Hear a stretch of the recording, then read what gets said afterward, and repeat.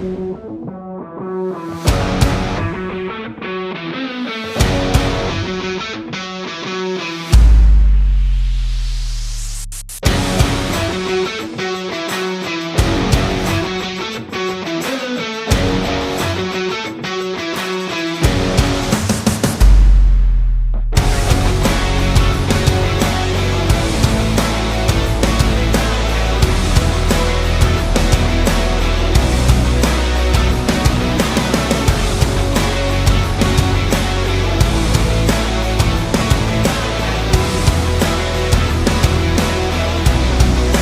and welcome to another episode of the Highlight Reel. My name is Nick Lynch. And I'm Ben Heltzer. And today we will be covering Week 11 of the NFL season, including a big first loss, division-deciding games, our top 5 power rankings, and our picks for Game of the Week. So to start off the show, we'll talk about the big game of the week, the Buffalo Bills defeating the Kansas City Chiefs to hand Kansas City their first loss of the season. So Ben, what did you think of this game? Honestly, going into it, I was so confident, and like my team just proved me right. I was so happy with how that game turned out. Josh Allen played amazing, and he's now the odds-on favorite to win MVP. He jumped Lamar. And I think that it's just what Buffalo needs going into the bye week. They now control the tiebreaker over the Chiefs if it does come down to that. And with Baltimore picking up another loss against Pittsburgh, I think that the path to the Super Bowl in the AFC running through Buffalo is a very likely – I mean, not very likely, but it's a very real possibility. And, I couldn't be happier as a Bills fan with how the season's shaken out so far. Yeah, I mean, that was a great win for the Bills. I mean, to beat a team like Kansas City like that at home, it's just a big win. But with the Bills, the schedule gets pretty hard. They still have to play. They're done playing Miami. But we go after the bye. We host San Francisco, then we go to LA, and then to Detroit. So that's going to be a tough 3-game stretch. But if we can win at least one of those games, I'd be happy with that. And we're getting Keon Coleman back. I think we're getting Dalton Kincaid back. But the big piece that we're getting back is Matt Milano. He is going to absolutely tear it up on that defense, and I can't wait to get all those star players back. Yeah. So next we're going to talk about the division-deciding games, starting with another one of Sunday's big games, Ravens and the Steelers. The Steelers won the game without scoring a touchdown. They put up 6 field goals from Chris Boswell, and the Steelers get a huge win and take sole possession of the AFC North. Yeah, and honestly, I don't know why I expected anything different going into this game. Every time the Ravens and Steelers play in Pittsburgh especially, it's always a dogfight. It's always a slugfest. But they also make it exciting every single time. And this was just another example of that. Pittsburgh, they held the number 1 scoring offense, I believe, up to this point to 16 points, which is an insane testament to how good their defense is, to where they don't need to score touchdowns to win games. And that is going to be a very scary team going into the postseason. Yeah, I was confident that the Steelers were going to win that game. They always own Baltimore especially at home. Yeah.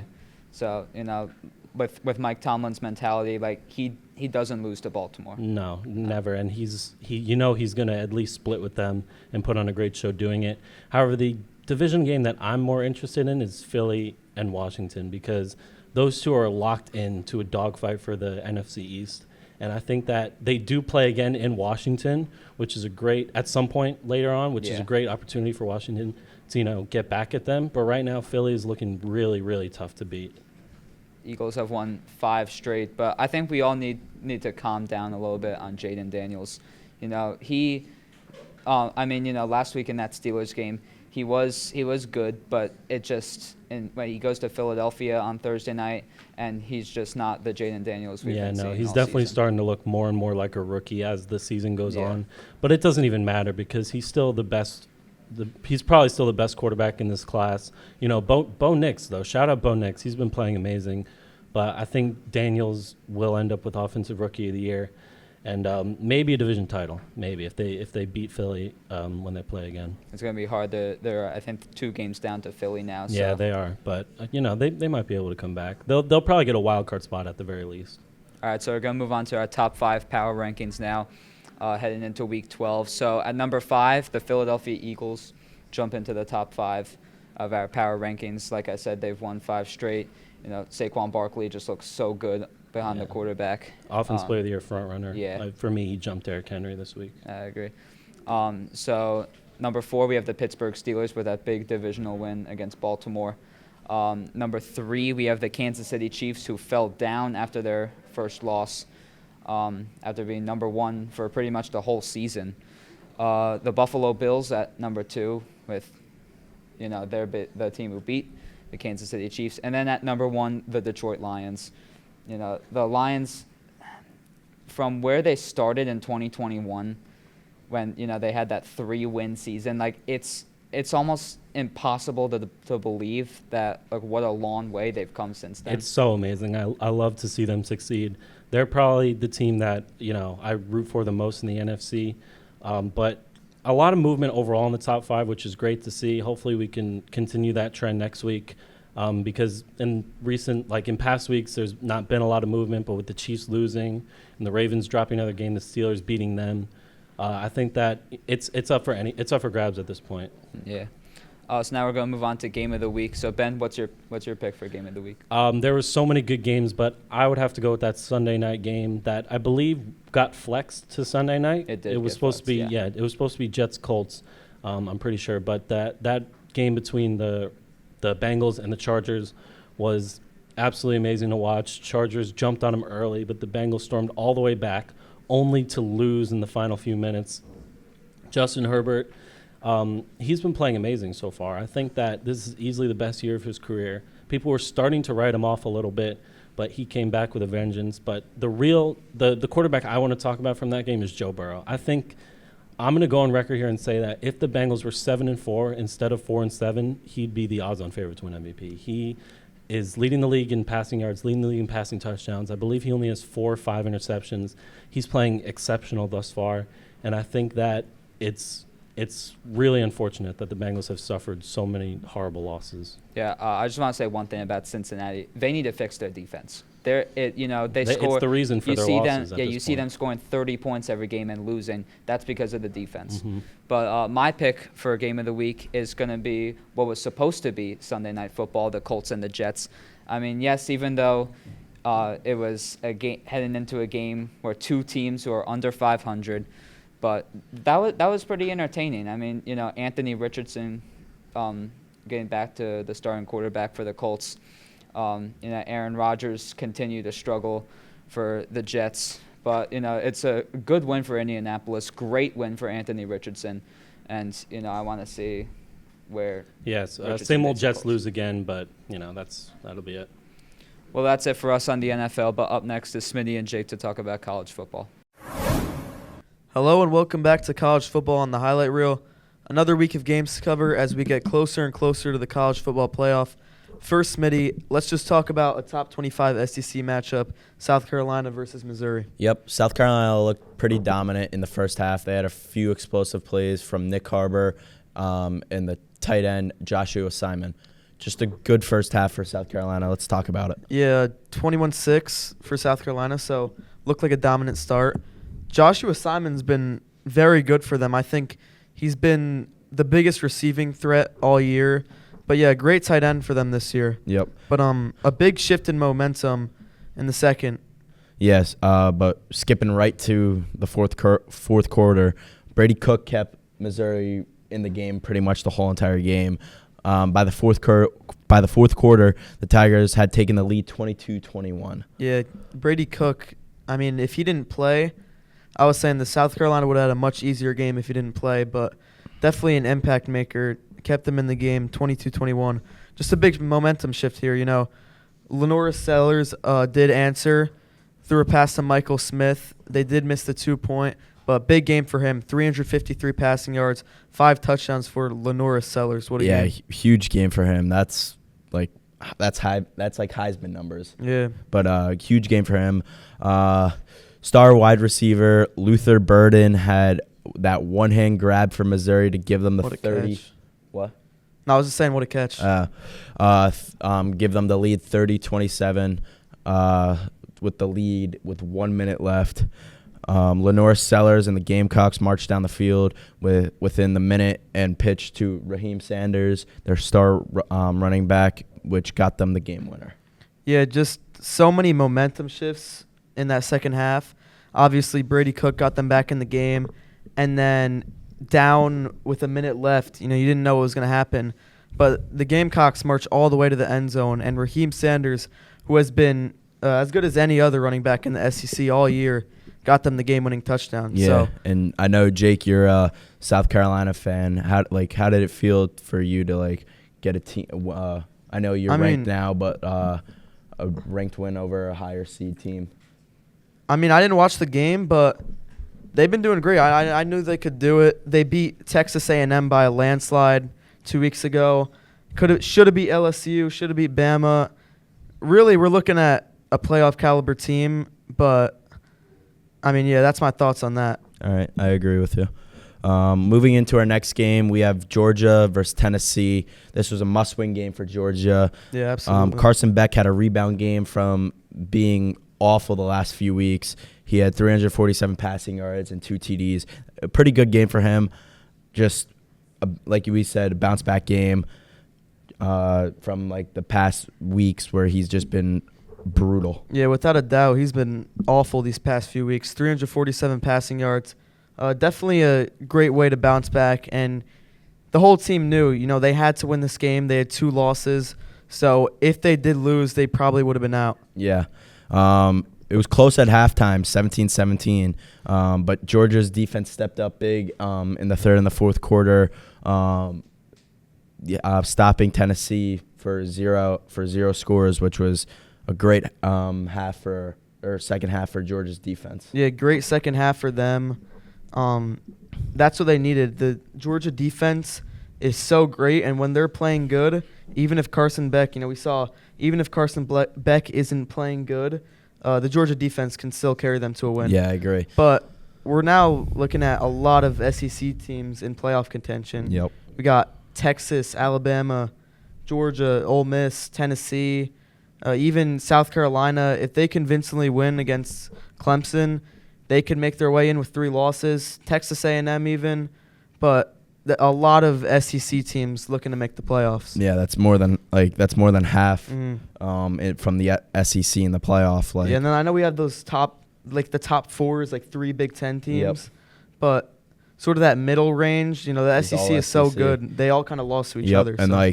the SEC offense and defense on every single team is stacked, and it's gonna be a tough race going into the last few weeks of the regular season. It's going to be fun to watch. Yep. Thanks for watching. Stay tuned next. Andrew is going to be talking about soccer. Hello, I am Andrew Mirzaaghasi, and I will be talking about soccer once again. Due to there being no Premier League this week, I will be talking about the national games this week. And speaking of that, we are going to talk about the South American World Cup qualifying games.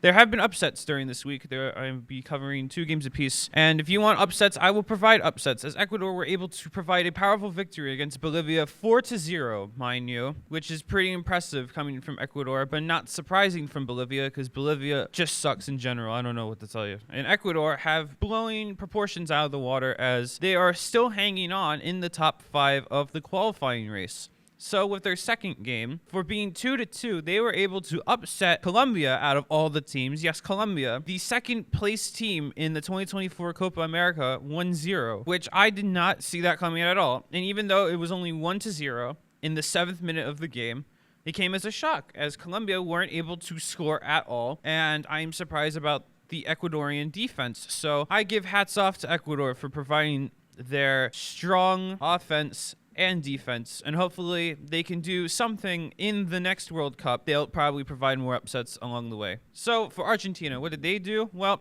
they lost to Paraguay 2-1. Yes, the Paraguay that couldn't even reach the round of 16 or the quarterfinals.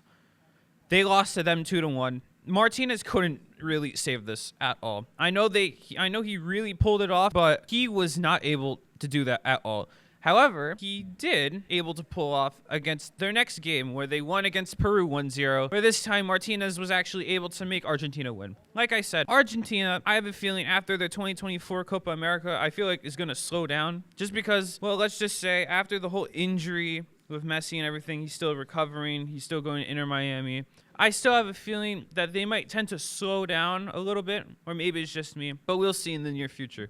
So now we have a game that was worth watching, Uruguay versus Colombia, as this was not really an upset, but more like a very good game, as this game went down to the wire to the last minute goal from Colombia to make it a tie. However, Uruguay would do a better up and were able to score in 90 plus at least 10 minutes. So around the 100th minute. And the first goal for Uruguay was a self-goal. And then 3 minutes later, Aguirre would score. This was such a good game. You had to see it to believe it, but I'll give it to that. So going a little bit off track for national games, I of course had to talk about the United States, in which they are in the CONCACAF as they were against Jamaica.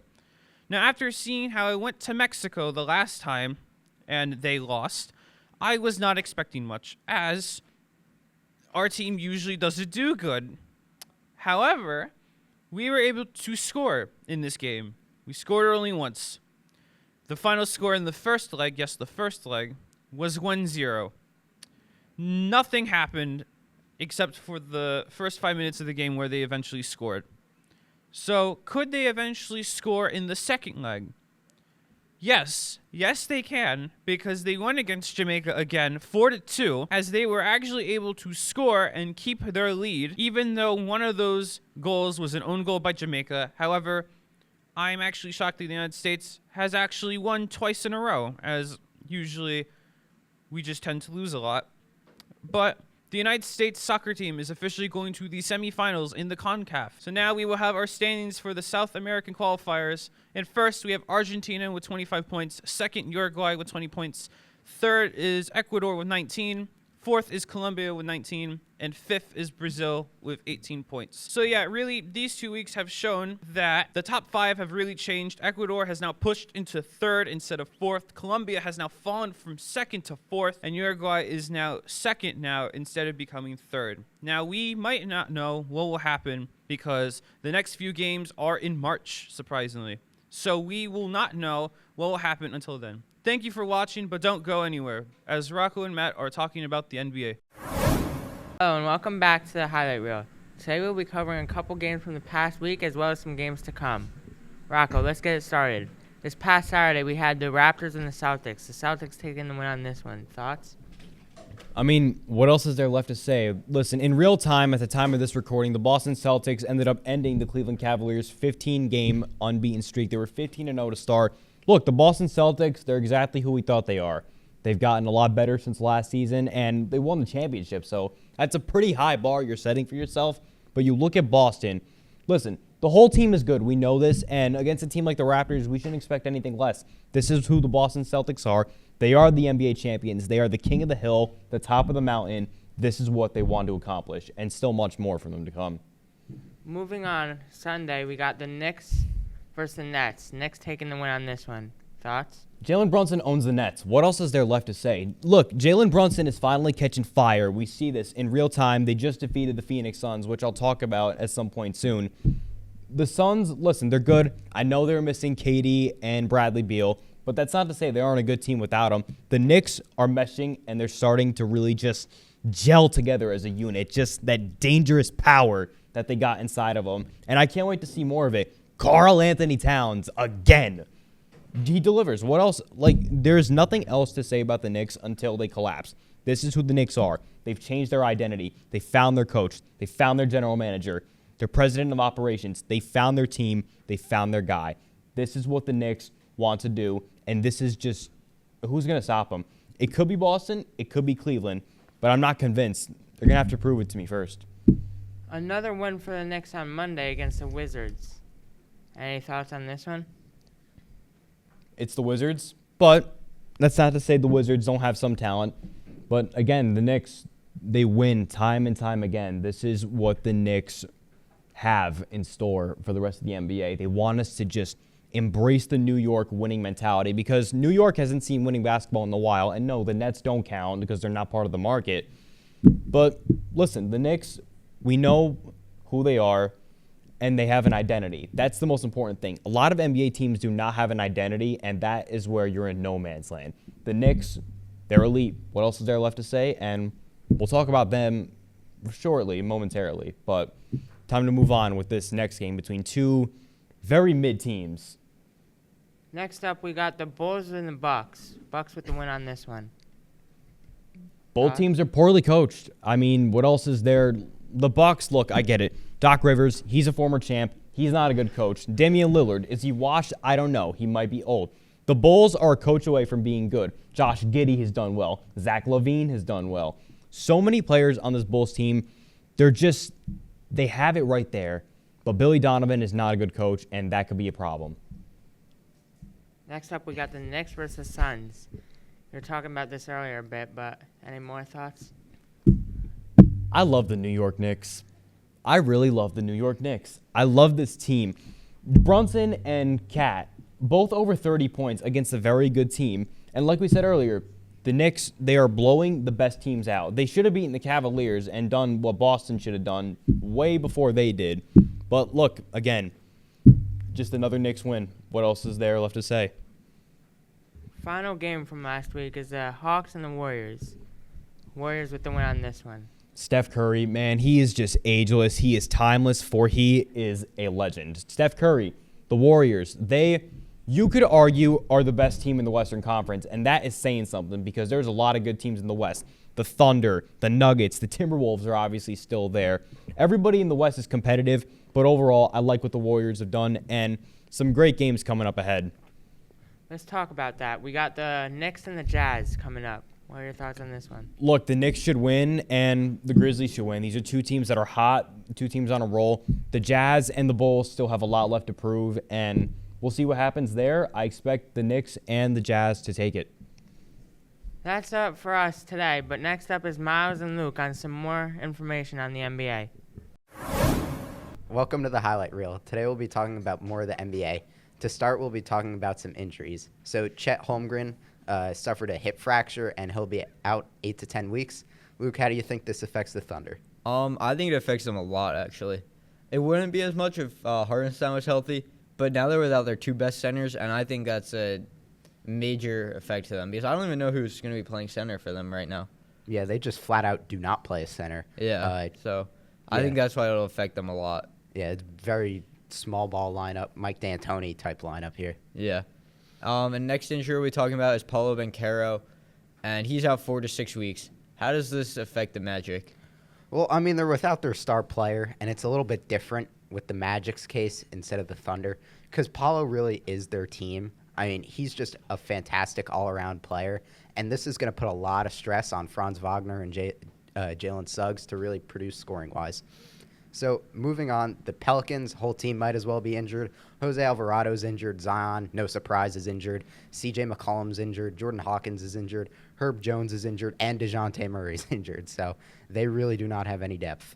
Yeah, but with New Orleans, it's a little different, I feel like, because those guys are more expected to be hurt. Like, they're always hurt. Like, Zion's never made it more than 10 games in a row without getting hurt.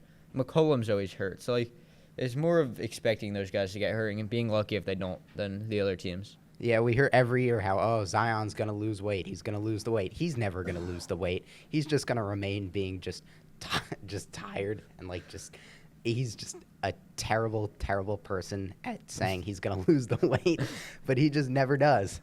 It's unbelievable how we keep falling for it every offseason. Yeah, he hasn't been in shape and really been able to play since he was at Duke when he was really good. Yeah.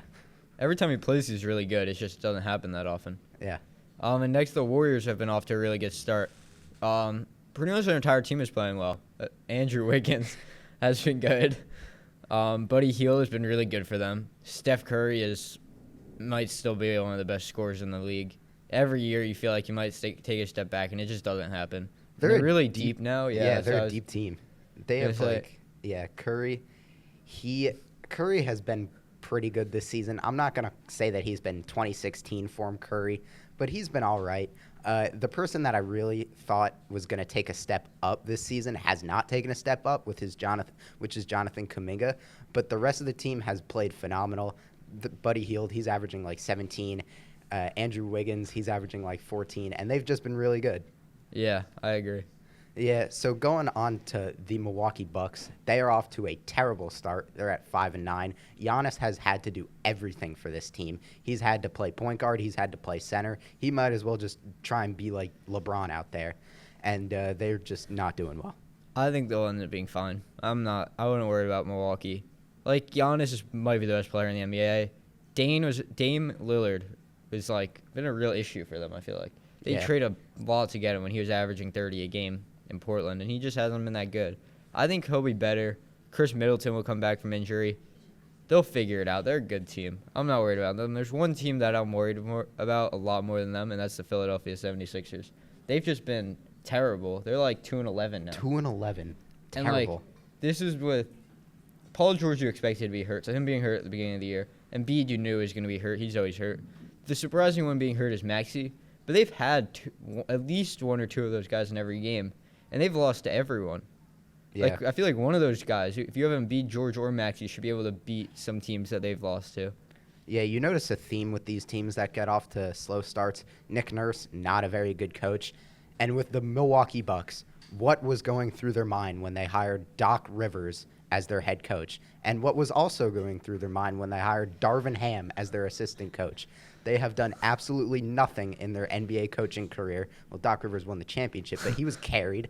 And then they're absolutely garbage. They have no clue how to run a team. But going back to the Sixers, yeah, it's just been a really bad start to the season with injury-wise. Maxey, he's been injured, as you said. They finally got rid of Tobias Harris, but it doesn't seem – I thought that was going to be addition by subtraction. It hasn't. It really hasn't. And bringing in Andre Drummond obviously has helped somewhat. But I'm not sure you could even come back from 2-11. That's really tough. Like, 2-11 to start the season is going to be really hard to come back from and even make the playoffs. Yeah, they're going to be, like, fighting for a play-in on that last week of the season, and then they're going to have to do what they did last year and play the next. Yeah. I know you're looking forward to it.